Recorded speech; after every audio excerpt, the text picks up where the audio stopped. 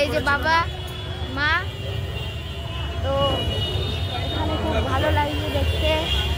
দেখো দেখো সাঁওতাল